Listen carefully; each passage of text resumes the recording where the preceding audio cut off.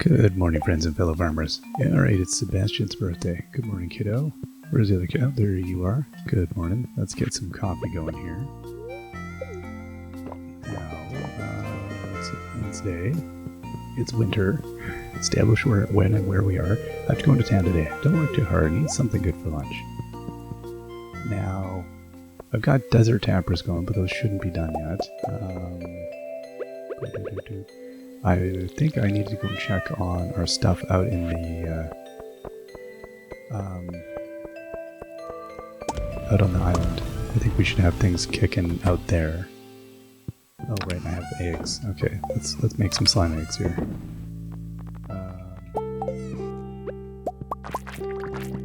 Let's go check the slime hutch too while we're at it.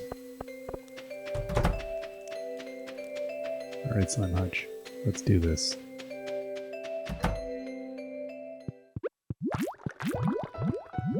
Okay, and we're over here. There's ricochet off the wall. Okay. Okay, I'll just leave that there. Use that for filling those up. Gonna leave everything else alone here, and then we'll go deal with the island. What do we have? Oh no, that was Sebastian's frozen tear. Let's go and dump off our slime. I'll keep the tappers on me just so I remember what I was doing. Put the wood away though. Alright, so let's go and let's go give Sebastian his frozen tear. I'm gonna forget if I don't.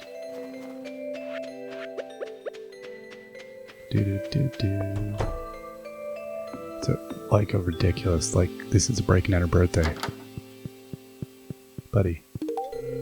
Remember my birthday. I'm impressed, thanks. Yep, it's all yours. Have a good day. What do you got? Hey, don't let me stop you from getting your work done. You didn't see anything. Go back to sleep. It was all a dream. Alright, let's go and see what those recyclers must basically be done. Yes, indeed. There it is. Alright. It's the mother load. Oh my gosh. That's a lot of stuff. Alright, so what have they been... I haven't been reading anything. The cold passed through my house, and so it kind of wiped everybody out, and I've done no reading. I have a few good books I want to read. Well, I'm reading actually a book, I was reading during holidays, reading a book on, basically on look at the history of different fabrics and like the social history of, you know, how we get cotton or how we get textiles and textile manufacturing and stuff. I'll give a full report at some point. It's a really good book so far. I've been enjoying that, but then yeah, I've stalled out on everything. I have things I want to read. Reading a history of Hollywood in the 40s. Time period I enjoy reading about because it's so absurd, which is ridiculous. It's kind of it's my garbage read. It's entertaining. And then finished watching the first season of Severance. I think I was talking about another, I don't know if this one, maybe one of the other Stardews. And enjoyed that thoroughly. I just finished that yesterday, I think. Yeah, that it did everything I wanted it to do. I think I was not disappointed. I ended the first season going, yep, that's, you know, I like a show like, you go way back, like a show like Lost that had all this promise of doing something kind of mysterious and weird, and then just didn't pan out the way I at least I remember. Like after the first episode, I was on the edge of my seat, thinking this is fantastic, and then it was diminishing returns from that point on. For me, at least. I some people dug it. I didn't do anything for me. Once you give away the secret, it just becomes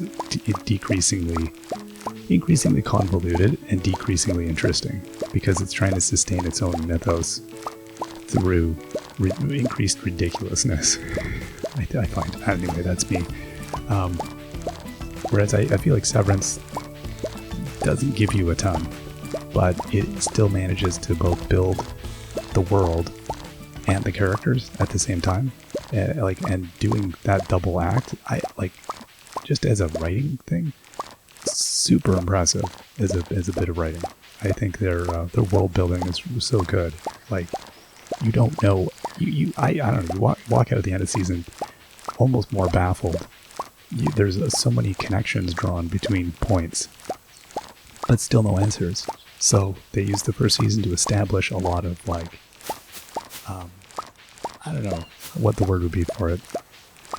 It's not, yeah, they just basically you had a bunch of points at the start, and they start drawing lines between the points. And then your brain is tickled by the lines you're seeing, the connections, the possible connections, or what those connections mean between the points. And there's still no answers. And they've along the way drawn more dots and not connected them. And so building this intricate web of narrative, it's done really, really well. They haven't, turned any of the points into like little gold stars or something where you're like, it's resolved or answered. There's no answers, really. It's really, really good.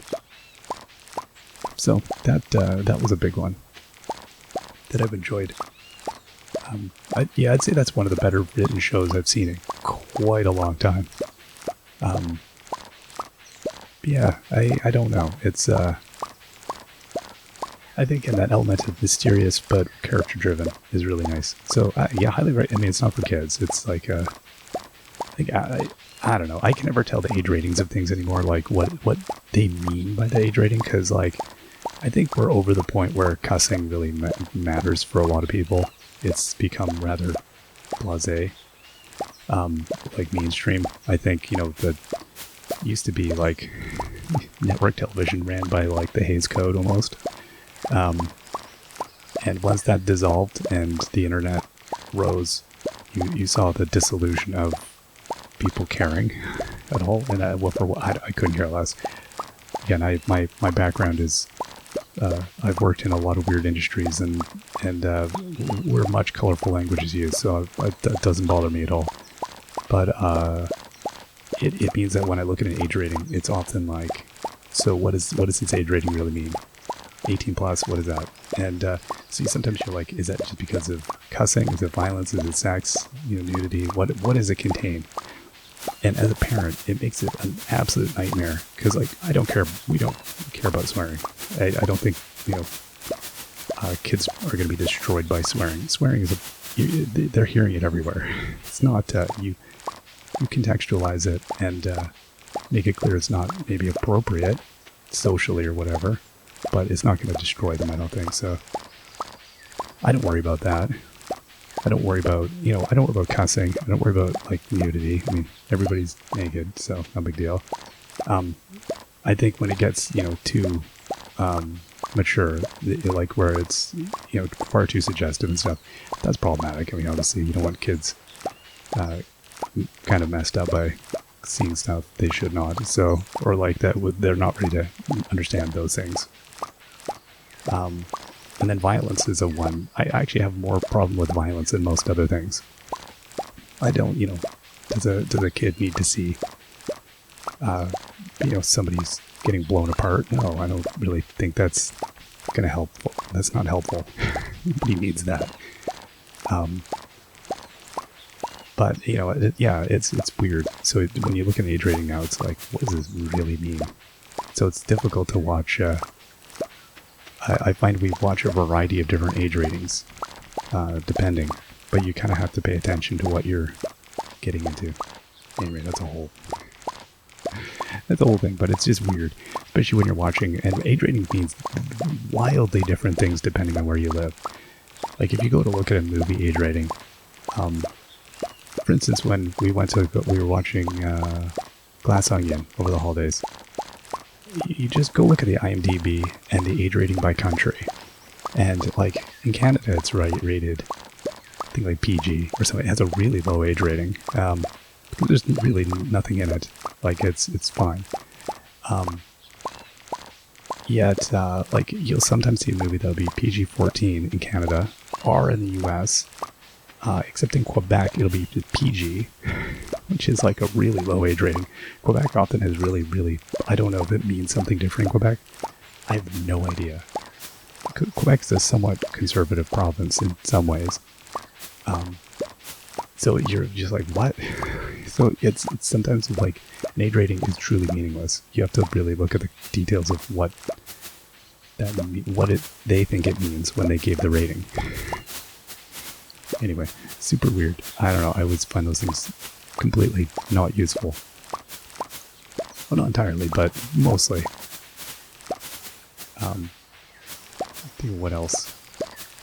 Oh, I watched, almost done the first 3 seasons of Mythic Quest now.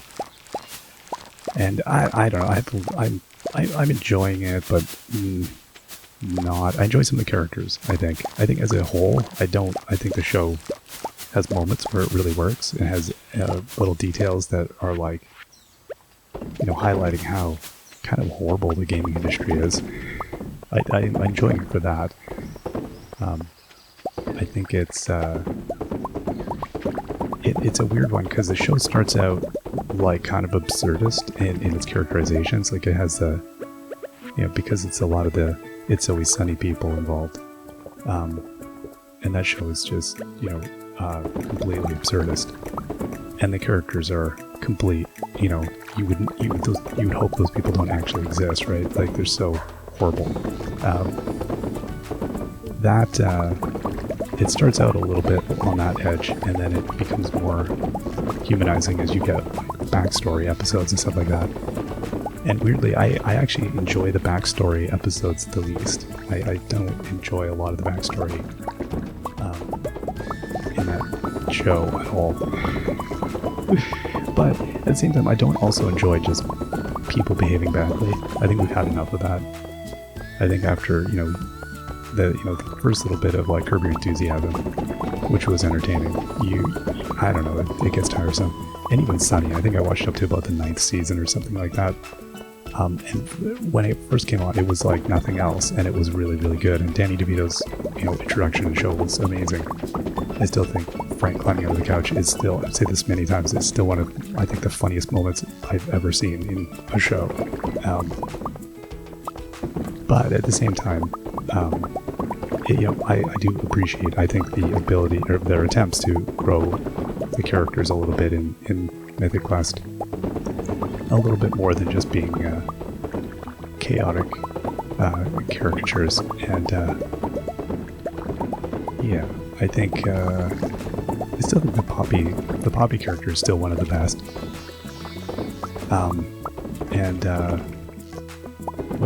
Danny, what's his name? Danny Pudi, the fellow who plays the monetization guy from Community. He's really good. He's doing what he does best. He shines in that role. Playing somebody that's, questionable. But I think the Poppy character, the engineer, she's a really, really, her acting skills are really good. I don't know how I've never seen her in anything else that I remember. I mean, I probably have, but I don't remember. But sometimes it's funny when you see somebody who's like has amazing comedic abilities, like like a Jim Carrey, like early Jim Carrey, having kind of these absurdist mannerisms, and becomes almost a caricature of himself at a certain point, and so that comedic style is dangerous because you're really, really funny, but also run the risk of becoming just kind of like a character actor, like a one-hit or one-note, not a one-hit, one-note kind of thing, where you're expected to be the one who does the ridiculous facial mannerisms and things like that. That's gotta be really difficult for an actor to navigate. At one point you're succeeding wildly because people like the thing you do, but then you become kind of known for the thing. Like Jim Carrey doing, say, like Eternal Sunshine, A Spotless Mind. Or some of the more serious roles. It's interesting breaking out of that, but it's gonna be really hard to get that kind of stuff. So I don't know. Hopefully, anyway, that I can't remember her name for the life of me. But yeah, she does a great job of playing Poppy. And that's been stuff I've been watching. I don't know what else I've been. Still watching along Better Call Saul. Finally catching up on that. Also very good writing, very enjoyable. Been enjoying how it's very much not, kind of the level, like Breaking Bad. I don't know that I'd ever want to see it again. I enjoyed that show a lot. It was one of the more favorite shows of that time period. But it's also so, like, brutal. I don't know. The brutality of it, I don't think I would enjoy it that much. Even at the time, it was so brutal. But at least so far, Better Call Saul has not been that hard. I don't know what I'm in, third season maybe? I mean, it's got some brutality, but it's not that level yet. I feel like it might be turning slowly. We'll see. So yeah, that's I've been doing a lot of that. I haven't been playing any other games.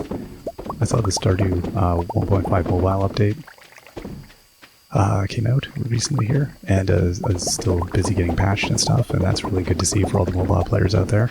That must be very, very exciting. There was a lot of I get the players were really itching to get on that. They saw how good it was. I can't imagine they were waiting. I also can't. I have never played Stardew on mobile, and I don't ever intend to, because I value my existence, and I would spend way too much time on that. It would not end well for me as a person. I feel like I already play enough Stardew. The only thing I read the news on my phone. I do not actually play games at all on my phone, because I think that would be a really bad idea for me. I don't think it would be positive. I think, I just keep it, I limit it to PC, basically. The odd Switch game, but even that, I don't play the Switch very much. I was very in awe of the Steam Decks, and I was like, no, I don't need one of those. That would be really bad. I have a laptop I play games on, but even that I limit, really what I'm doing. So yeah, I can't imagine. But that's awesome for people who are into playing it on mobile. That's really fun. And hopefully that frees, Concerned Ape to do other things that he wants to do, like work on the Haunted Chocolatier or any other stuff for this game, because it must be weird and difficult to find time or I was gonna go attack the slimes, but I don't think I will. Okay, so I got everything here. Yeah, it looks like it. Alright. Oh wait, we've got the chests over. I'll just walk over. I don't think it's gonna be any faster for me to take the Parrot Express. Right, here we go. Oh my gosh. Oh, how about I don't use bottles of wine? That's a pro tip. Fill your kegs with... I think I tried to do that before. Alright, yeah, I don't know how far I'm going to get past this. Wowzers. But at any rate, yeah, it's nice to see mobile coming in line with this. Cannot imagine. What do you got for sale, buddy? Okay, well, I've got the mask, so, I mean, we're already twinsies. I'm good.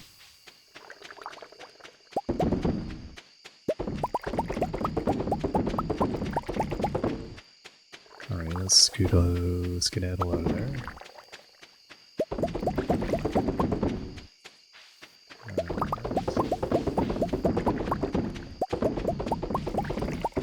So yeah, as I've definitely, as we've gotten into the new year here, and I'm getting caught back up on things, my schedule got all bananas. As traveling in my province is a bit chaotic in the winter, because the routes through some of our province get like a lot of snow, or it can be like just treacherous. So when you travel, you're like you're leaving a window. You're like, I may or may not make it on the time I'm hoping.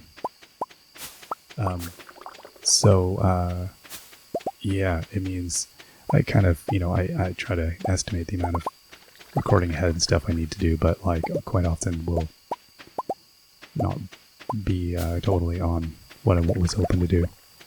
So at any rate, I've managed to kind of get caught up, but as I've done so, and I'm starting to like wrap up some of the series that I've been doing and stuff, I'm trying to think of like what I'm, trying to do going forward. And as we come out of life that's been kind of, pandemic-y, I guess. It like returns to kind of a normalcy, and routines return and all that.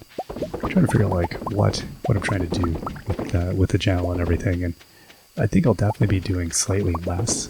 I've got recording like way too much, and it was fun, but like far too time consuming. I tied up a lot of my time, so there's other things I'd like to be trying to do. As the other thing is like it's hard to justify at a certain point because like as a job, this is a fun hobby, but it doesn't really pay very much. So it's not really a job; it's a fun thing to do. But as a hobby, it becomes quite intensive. So yeah, I don't know. Let's see. Oh, I'm not going to get this done. This happened last time too. I'm just going to pass out of here. I think we can afford it.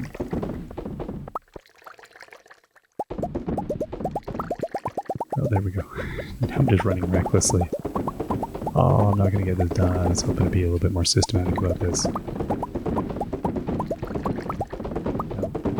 At any rate, we'll continue on next time. Alright.